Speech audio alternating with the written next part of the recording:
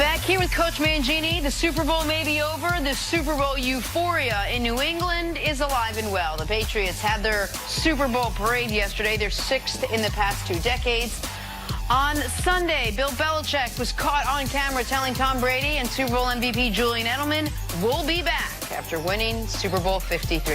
That was the most times I've said Super Bowl in 35 seconds.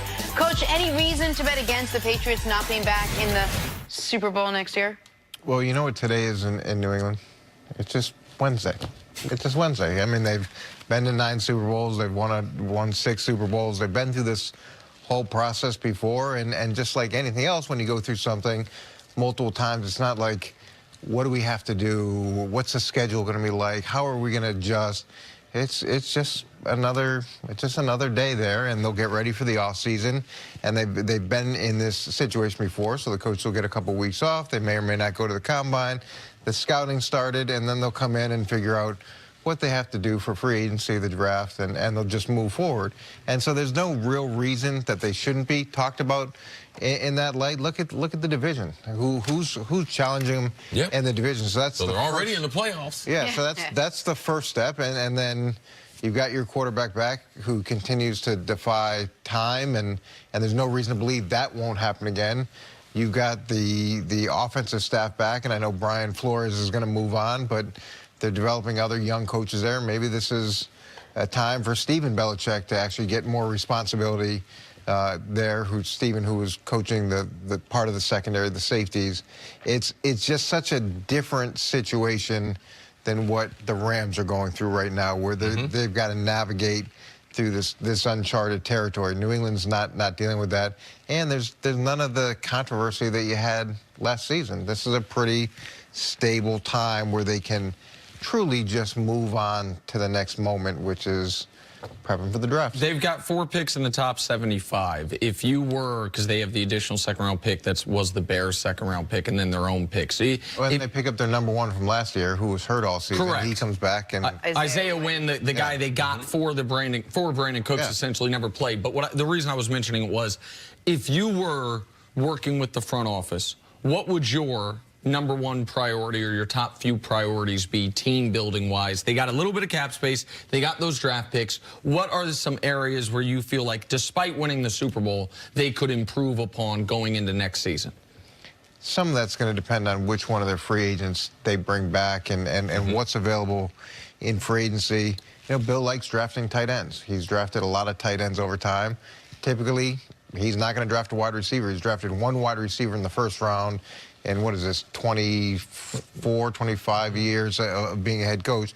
So odds are they're not drafting a wide receiver. But you got a good shot to at least bring in someone to, if Gronk is back, to help out that situation and to eventually replace him. So I could see that being one spot that they go to. And maybe they go to receiver a little bit later. At some point, they've got to address the quarterback. Well, that's what I was going to ask you. Do you think they should? We thought last year it was seemingly unanimous that obviously the Patriots, one of their top picks, is going to draft a backup quarterback, a young quarterback. They obviously didn't. They rolled with Hoyer all year. Hoyer didn't take a single meaningful snap.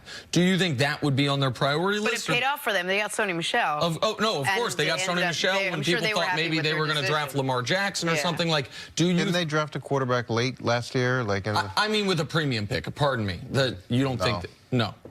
Not the Garoppolo situation, not where they look at a guy that they think could eventually take over. I would potentially, if there's a guy that pops and also drops into that second round area, potentially, but they've done a good job with being able to develop guys as well. And I'm not sure how they feel about the player they drafted last year, but it's to me it'd be more of a interior tight end type spot. This is one of the things with New England when drafting players, because if you want to continue to play multiples, which they're going to do defensively and offensively, it's hard to do that. Now, they're always going to groom younger players, but New England's also going to pick your roster. So you can look at the draft picks. They're not as exciting to me as who on some other team didn't play the kind of football, and then they end up being the next Edelman or Wes Welker when he became free in Miami. And what's great for them is new head coach in Miami, new head coach in New York. They're going to want their own guys. They're going to send a bunch of guys and those into the are guys that they have the most intel on because they're in the division. They play those teams twice a year. You play them over and over again. You really got a good feel for them. Transition happens all around the league. All those new head coaches will push these guys into the market, and they'll be undervalued. And then New England, the other advantage they have is the scouting staff has so many reps under their belt. Everybody knows what they're looking for. Everybody knows what a slot receiver in New England looks like. Everybody knows what they're looking for on defense. Everybody knows the mental makeup of the type of players that they want. So you can go out into the marketplace with certainty, where most teams are guessing, well, what does my head coach want? What do we really need? There's not that clarity of the parts that need to be put into play to make the machine keep running. So it just sounds like they've got it all figured out, that it's a very clear path all the way. What are the questions that they really do need to address, though, over the course of the next couple of months, especially to get this team back to where it was? Well, I don't think it sounds like it. They've proven that they've had it pretty well figured out over time. Well, you didn't lay out too many obstacles, I guess, is what I'm saying. Because the obstacles that they have overcome, each time they do it, there's more and more experience built up, and that's where I keep going back to the continuity. I don't think it's going to be a pure function of we have to go get this position. Okay. I think it's more a function of, like Chris mentioned, what are the opportunities that suddenly open up in free agency that weren't there, and how are we best going to spend our draft capital in relationship to our salary capital, because those two things work in conjunction with each other. And Bill does a really good job of looking at it globally and having those two things fused together. Yeah, I think he's going to try to get some playmakers, either through free agency or the draft, that being on the offensive side.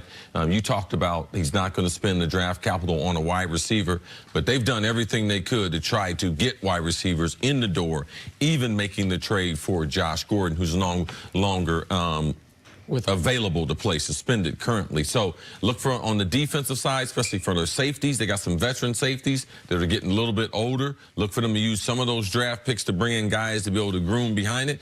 He needs playmakers. Brady needs playmakers, and you're not going to be able to, especially with Gronk. Gronk's not getting any faster. So I look for someone to be able to back him up or someone to take over that spot. But they need a wide receiver bad. And we saw that they prioritized the idea of playmakers by trading for Philip Dorsett. They didn't get a big production out of him. He had the touchdown in the AFC Championship game at the end of the half. They went out and got Cordarrelle Patterson, tried to find ways to get the ball in his hands. Guys like that maybe would be less effort to actually put them in position to make a play. They have shown by their own decisions they do prioritize that. They just, over the last year and a half or so, haven't been able to find a guy that really hit for them in that capacity. And they do prioritize it, but they're not going to chase it. They're not going to reach in the draft. There's been only a few times where you've looked at it and you've been shocked at how much they spent to go get a free agent. And who was it? Adelius Thomas is the one where you go and you get that, and it hasn't really worked out. So it's more a function of where is that. Stephon Gilmore surprised us with how much they spent, and it's paid off beautifully for them. Yes. Coach, I speak for everyone here when I say thank you so much for hanging out with us this week. Loved having you. Yeah, great season from soon. Coach, yes. You know me better. You know Jenna don't speak for me. I know. Enough. So this half the table. Speak for myself. How will Kyrie impact the potential Anthony Davis trade? That is next on First Things First. Chris doesn't believe in thanking people for doing things they're getting paid to do. Okay. This is a philosophy he has. I disagree with the philosophy. Yeah, I mean, we're being consistent. Yeah, he's being paid like here. Don Draper said. Mannix is not in that role. Okay. Free.